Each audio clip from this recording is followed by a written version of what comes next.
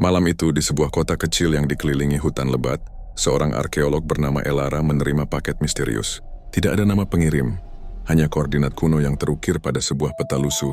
Peta itu menunjukkan sebuah situs tersembunyi jauh di dalam hutan, di mana konon terdapat sebuah artefak legendaris yang hilang selama berabad-abad, cermin jiwa. Legenda mengatakan cermin jiwa bukan hanya sebuah cermin biasa, tetapi sebuah benda yang dapat memantulkan rahasia terdalam seseorang, bahkan mengubah nasib mereka. Elara yang selalu skeptis terhadap mitos awalnya menganggapnya hanya sebuah lelucon.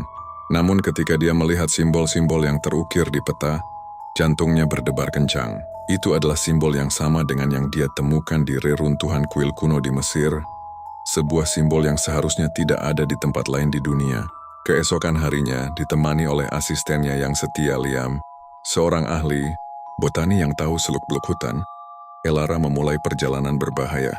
Hutan itu terasa hidup, dengan suara-suara aneh dan bayangan yang bergerak di antara pepohonan. Semakin dalam mereka melangkah, semakin kuat pula perasaan bahwa mereka sedang diawasi. Liam yang biasanya tenang mulai menunjukkan tanda-tanda kegelisahan. Elara, bisiknya, hutan ini, ada sesuatu yang tidak beres. Mereka akhirnya tiba di sebuah clearing tersembunyi. Di tengah-tengahnya, berdiri sebuah monolit besar yang diukir dengan simbol-simbol aneh. Di depan monolit itu, sebuah podium batu kosong menanti. Namun ketika ada cermin, Elara merasa kecewa. Apakah ini hanya sebuah tipuan? Saat Elara hendak menyerah, Liam menunjuk ke sebuah pohon besar. Ada sebuah ukiran samar di batangnya, yang meniru simbol pada peta. Elara mengikutinya dan menemukan sebuah celah sempit yang mengarah ke dalam gua gelap. Di dalam gua itu terbaringlah cermin jiwa. Namun cermin itu tidak memantulkan bayangan mereka. Sebaliknya, permukaannya berkilauan dengan cahaya redup, menampilkan sebuah adegan dari masa lalu. Seorang pria berjubah kuno sedang berbicara dengan bayangan Elara. Pria itu menunjuk ke arahnya, dan suaranya bergema di seluruh gua. Elara, waktu yang kau cari bukanlah milikmu, tapi milikku.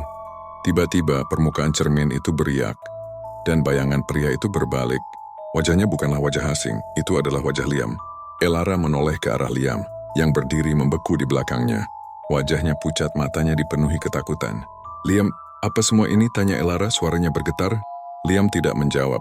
Sebaliknya, dia mengeluarkan sebuah benda dari tasnya. Sebuah seruling kecil yang diukir dengan simbol-simbol yang sama dengan yang ada di peta. Dia meniupnya, dan tiba-tiba semua simbol di sekitar mereka mulai bersinar dan gua itu mulai runtuh. Apakah Liam adalah bagian dari rencana ini sejak awal? Apa hubungan antara dia dan cermin jiwa? Dan mengapa dia ingin menghancurkan semuanya?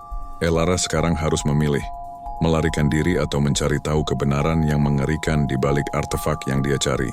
Apa yang akan kamu lakukan jika menjadi Elara?